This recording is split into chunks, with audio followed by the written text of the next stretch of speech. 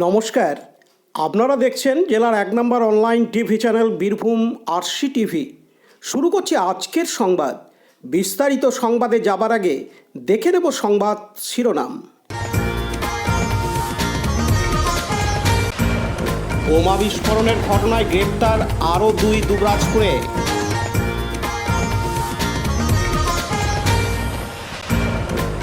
মহামৃত্যুঞ্জয় যজ্ঞের আয়োজন দুবরাজপুর শ্রী শ্রী রামকৃষ্ণ আশ্রমে। মনসা পুজো সিউড়ি সংলগ্ন লম্বধরপুর গ্রামে।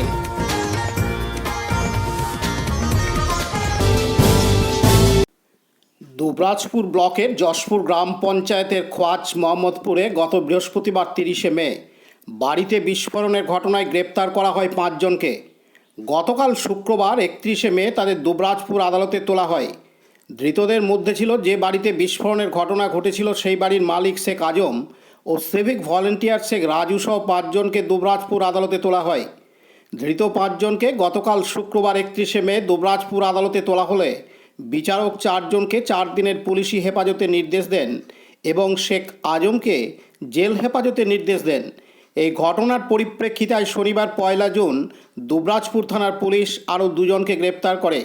গ্রেপ্তার হওয়া ব্যক্তিদের নাম শেখ নাজাই ওরফে নজরুল ও শেখ সাদ্দাম। আজ শনিবার 1 জুন 2 জনকে দুবরাজপুর আদালতে তোলা হলে বিচারক 4 দিনের পুলিশি হেফাজতে নির্দেশ দেন।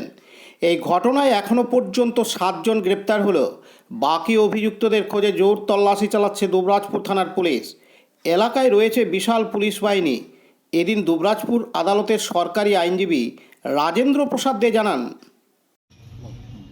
গত পরশুদিন অর্থাৎ 30/5/2024 তারিখে খোয়াজ মোহাম্মদপুর গ্রামে যে ঘটনা ঘটেছিল সেই ঘটনার পরিপ্রেক্ষিতে আজ আবার এই কেসের 2 জনকে তদন্তকারী অফিসার আদালতে পাঠান এবং তদন্তকারী অফিসার সেই সঙ্গে আবেদন করেন যে তাদেরকে পুলিশ রিমান্ডের জন্য আবেদন করেন।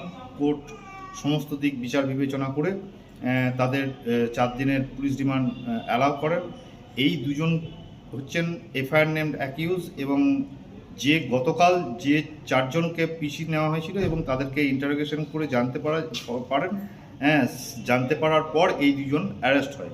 অর্থাৎ ইনভেস্টিগেশনের যে ডেভেলপমেন্টের জায়গা সেই জায়গায় তদন্তকারী অফিসার আগাচ্ছেন এবং সেই সঙ্গে যে ঘটনা ঘটেছিল সেই ঘটনার বেশ কিছু তথ্য এবং প্রমাণ এদের কাছ থেকে রিকভারির জন্য তদন্তকারী অফিসার তাদেরকে 5 দিনের পিসি চেয়েছিলেন। কোর্ট সমস্ত দিক বিচার বিবেচনা করে তাদের যে বেল পেয়ার সেটা রিজেক্ট করেন এবং 4 দিন পুলিশ রিমান্ড অ্যালাউ করেন। ধৃতদের নাম হচ্ছে, একজনের নাম হচ্ছে শেখ সাদ্দাম, দ্বিতীয় জনের নাম হচ্ছে শেখ নজাই অ্যালাইজ Sheikh Nazrul. Laltu Mukherjee report, Birbhum RC TV, Dubrajpur. এখন বিজ্ঞাপন বিরতি, ফিরে আসছি বিরতির পর। সব থেকে ভালো চিকিৎসা সবচেয়ে কম খরচে, সবচেয়ে কম খরচে। সব থেকে ভালো চিকিৎসা সবচেয়ে কম খরচে, সবচেয়ে কম খরচে। বিশ্বমানের স্বাস্থ্য পরিষেবা মিলবে দিনে রাতে, বিশ্বমানের স্বাস্থ্য পরিষেবা মিলবে দিনে রাতে। মণি মহেশ হসপিটাল, মণি মহেশ হসপিটাল,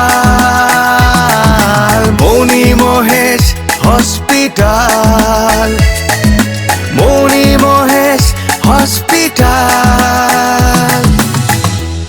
মণি মহেশ হসপিটাল, দুবরাজপুর, বীরভূম। ফিরে এলাম বিরতির পর। বীরভূমের দুবরাজপুর শ্রী শ্রী রামকৃষ্ণ আশ্রমের উদ্যোগে আজ শনিবার 1 জুন মহামৃত্যুঞ্জয় হোমযজ্ঞের আয়োজন করা হয়। এই নিয়েই মহাযজ্ঞ 5ম বর্ষে পদার্পণ করল। উল্লেখ্য, 25শে মে থেকে 31শে মে সপ্তাহব্যাপী ভাগবত পাঠের আয়োজন করা হয়েছিল। ভাগবত পাঠ বিরামের পর এদিন সত্যানন্দ মঞ্চে এই মহামৃত্যুঞ্জয় যজ্ঞের আয়োজন করা হয়। বিশ্ব শান্তি, বিশ্ব কল্যাণ ও নিরোগমুক্ত পৃথিবীর জন্য এই মহামৃত্যুঞ্জয় যজ্ঞের আয়োজন হয় বলে জানিয়েছেন দুবরাজপুর শ্রী শ্রী রামকৃষ্ণ আশ্রমের শীর্ষ সেবক স্বামী সত্য শিবানন্দ মহারাজ। এদিন তিনি আরও জানান, নমস্কার। আজকে দুবরাজপুর শ্রী শ্রী রামকৃষ্ণ আশ্রম আয়োজিত যে সপ্তাহব্যাপী ভাগবত কথার শুভ সূচনা হয়েছিল গতকাল অর্থাৎ 31শে মে তার পরিসমাপ্তি ঘটেছে ভাগবত কথার।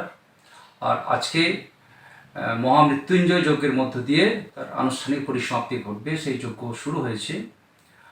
এই ভাগবত কথা পরিবেশন করলেন সীতা শ্রী রামকৃষ্ণ আশ্রমের মঠাধ্যক্ষ পূজ্যপাদ শ্রীমৎ স্বামী বিজ্ঞানন্দজি মহারাজ, এবং এর শুভ সূচনা করেছিলেন আমাদের সঙ্ঘপতি শ্রীমৎ স্বামী গৌরানন্দজি মহারাজ।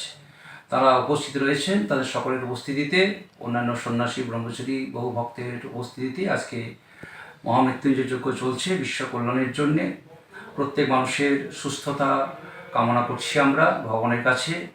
এই মহামৃত্যুঞ্জয় যজ্ঞের মধ্য দিয়ে আমাদের যে অশুভ শক্তি আছে তার বিনাশ ঘটবে, শুভ শক্তির উদয় হবে এবং পৃথিবীতে শান্তি বিরাজ করবে। এই মহামৃত্যুঞ্জয় যজ্ঞে উপস্থিত ছিলেন বরানগর শ্রী শ্রী রামকৃষ্ণ আশ্রমের সঙ্ঘপতি তথা প্রবীণ সন্ন্যাসী শ্রীমৎ স্বামী গৌরানন্দ মহারাজ, স্বামী মহাদেবানন্দ মহারাজ, স্বামী মহাদ্রুপানন্দ মহারাজ, স্বামী আত্মানন্দজি, ব্রহ্মচারী শুভ চৈতন্য মহারাজ সহ আশ্রম অনুরাগী বহু ভক্ত শিষ্যরা। হোমযজ্ঞে অংশ নেন আশ্রমের নিত্য পূজারী মধুসূদন চ্যাটার্জি। পৌরোহিত্য করেন কোচবিহারের সীতাই শ্রী শ্রী রামকৃষ্ণ আশ্রমের মঠাধ্যক্ষ স্বামী বিজ্ঞানানন্দজি মহারাজ। মহামৃত্যুঞ্জয় যজ্ঞ সমাপনান্তে এদিন দুপুরে অন্তত 2000 অনুরাগী ভক্ত শিষ্য অন্নপ্রসাদ গ্রহণ করেন। শম্ভুনাথ সেনের রিপোর্ট, বীরভূম RCTV, দুবরাজপুর।